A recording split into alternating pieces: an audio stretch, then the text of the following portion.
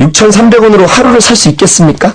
그래서 일단 밥 먹는데 한 4, 5천 원 되고 벌써 한 끼가. 집에서 운전하고 오면 기름값이 벌써 몇천 원 되고 이거 모자라도 1,300원이라고 하면은 저는 집에서 CBS 한번 왔다 가는 그 이동 수단 금액 그거밖에 안 돼요.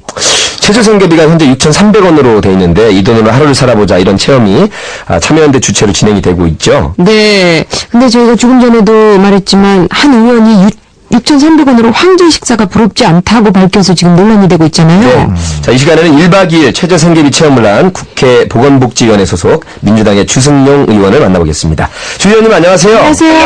네, 반갑습니다. 네, 반갑습니다. 몸소 이렇게 최저생계비로 살아보셨는데 6,300원으로 어떻게 살아볼 만하시던가요? 예, 저로서는 평생 처음 좋은 경험을 했는데요. 예. 이제 입법기관이기 때문에 앞으로 이런 그 최저생계비를 책정하는 데 있어서 좀 도움이 되고자 직접 나섰습니다. 예. 최저생계비라는 것은 기초생활보장법에 근거하는 용어인데요. 예. 국민이 그 용어의 근거가 어떻게 되냐면 국민이 건강하고 문화적인 생활을 유지하기 위한 최소의 비용이다. 이렇게 명시가 되어 있습니다. 예. 과연 하루 6,300원을 가지고 건강한 생활 그리고 문화적인 생활을 할 수 있는 최소한의 비용이 될 수 있는가 체험을 해봤죠. 예. 근데 6,300원 갖고는 세 끼 밥도 해결하기는 정말 어려웠다라는 것을 체험을 했습니다. 밥만 먹고자 할 때도 세 끼면 한 끼에 2,100원씩 정도 돼야 되는데 제가 6,300원을 받아가지고 뭐 이제 교통비 뭐 혹시나 아플 때 병원비 또 뭐 이제 또 담배 술을 저는 안 합니다만 했을 경우에는 담배 술도 얻어먹을 수는 없지 않습니까? 이런 것까지 다 재척해놓고 세 끼 밥만 해결해 보려고 한 끼 2,100원씩 아주 장을 보러 갔는데 슈퍼에 네. 생활할 수가 없더라고요. 예, 물 한 병 사고 예. 일단 물이 가장 중요하거든요. 물 한 병 사니까 1,000원. 그 쌀이 한 컵, 맥주컵으로 한 컵. 예. 이거면 답이 어느 정도 될까요? 그러니까 한 공기 반 정도 나온다고 하더라고요. 그래서 한 컵 가지고 세 끼 해결하기 뭐해서 두 컵 사고 1,600원, 예. 한 컵에 800원씩. 그리고 김치는 또 있어야 되지 않겠습니까? 예, 김치. 한 컵 정도의 분량입니다. 그 종이컵으로. 예. 2,000원 받더라고, 2,000원. 비싸요, 김치가, 그죠? 예, 그리고 이제 비상시 혹시 할지 모르겠다 싶어서 라면을 샀죠.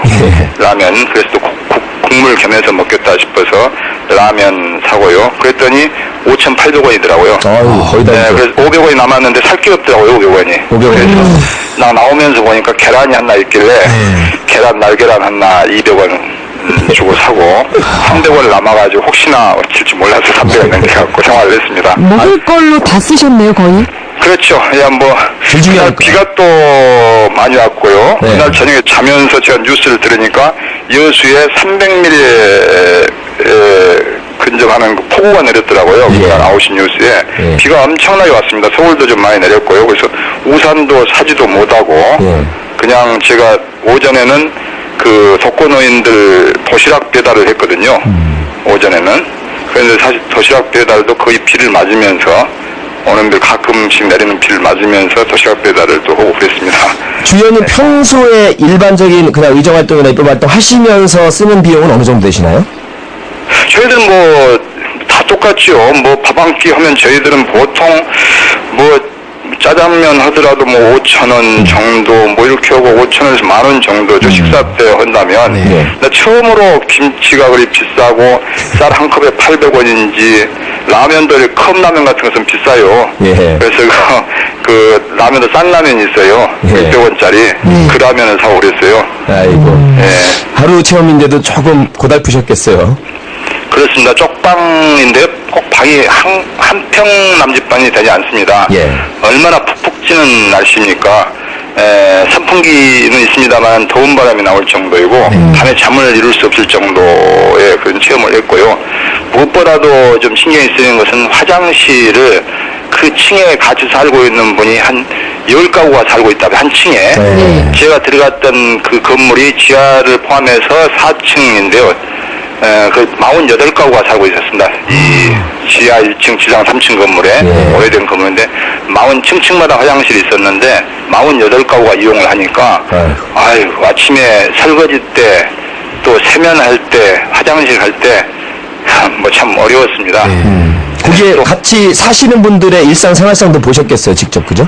그렇습니다. 예. 뭐 표정이라고는 뭐 어둡고 말이 아예 없으시고요. 예. 꼭 우리 그 교도소에 온 기분 있잖아요. 이렇게 창살만 있고 이런 그 각 방마다 이렇게 자기 생활 자기가 하고 있는 또 뭐 고시원 같이 그런 아주 어둡고 쾌쾌한 그런 아주 환경이라고는 말할 수도 없고 곰팡이 냄새 나고 이런 데서 하루를 생활하는데 좀 무섭다고 할까요? 뭐 그랬었습니다.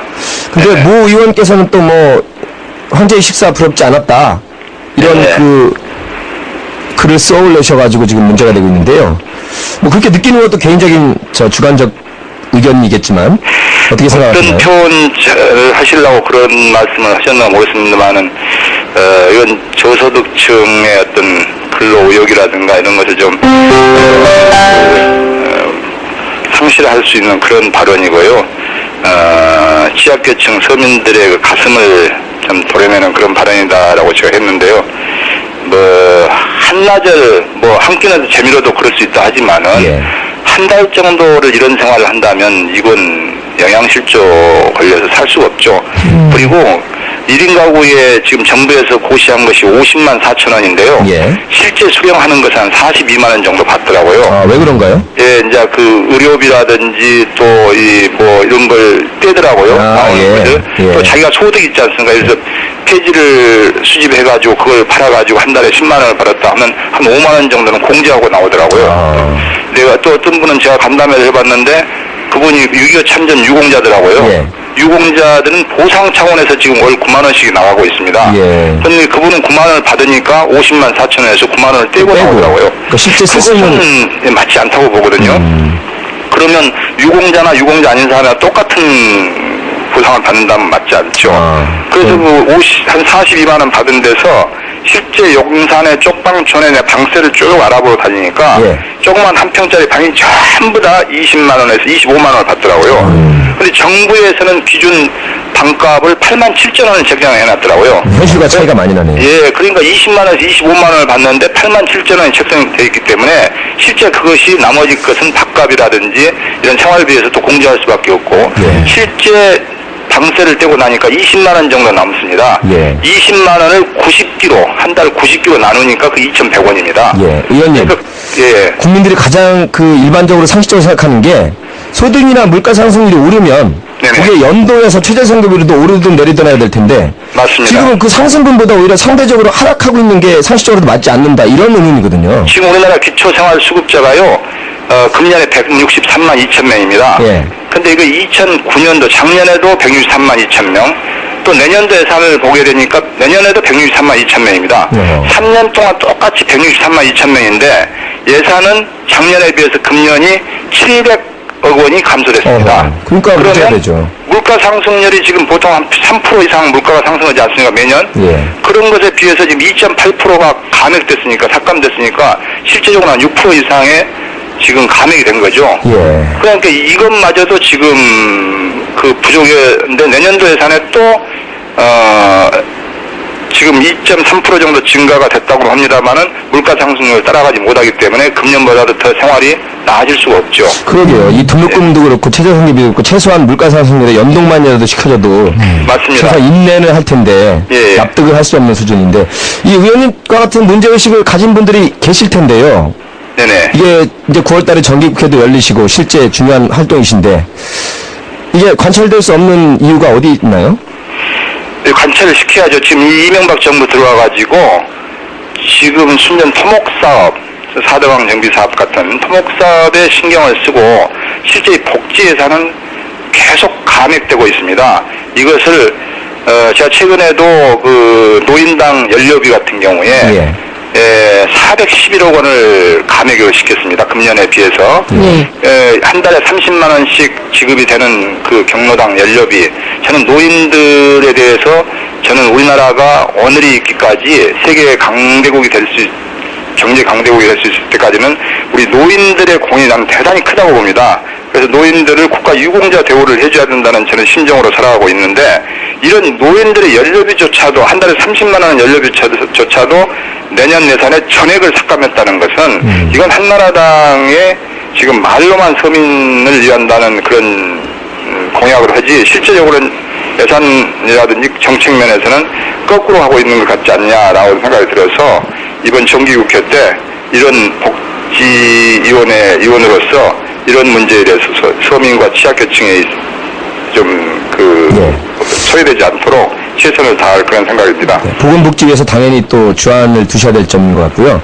정책 당국자들이 실제로 이렇게 최저생계비 체험을 해보고 정책을 입안하고 집행했으면 좋을 것 같아요. 예, 이번에 그 참여연대에서 참 좋은 프로그램을 만들어 했는데요. 참여연대에서 정책 입안자들 또 최저생계비를 정하는 심의위원들에게도 이 공문을 보냈다고 합니다. 예. 근데 한 번도 참여를 아쉽게도 안 했다고 하더군요. 예, 그분들이 좀 참여해가지고 정말 밥값은 어느 정도 되고 밥은 최소한의 식사를 하려면 어느 정도는 돼야 된다는 걸 좀 현장에서 좀 체험을 하면서 편성을 했으면 좋겠습니다. 그게 민생 정치가 아닌가 싶은데요. 그렇습니다. 예, 주승용 의원님 오늘 좋은 말씀 잘 들었습니다. 네, 고맙습니다. 감사합니다. 네, 감사합니다. 이렇게 보건복지위원회 소속 민주당 주승용 의원과 얘기 나눠봤습니다. 최저임금 부분도요. 그 심의위원들은 수당을 많이 받았나 봐요. 자기들은 많이 받고 그 안에서는 쬐끔만치. 그러니까 저는 더도 안 바라고 연동만 됐으면 좋겠어요. 그러니까 물가 오르면 우리도 그만큼 올려받겠다. 내겠다. 네. 떨어지면 우리도 그만큼 덜 받겠다. 이러면 될 것 같은데. 우리도 저희 MC들 출연료를 정치율에 연동해서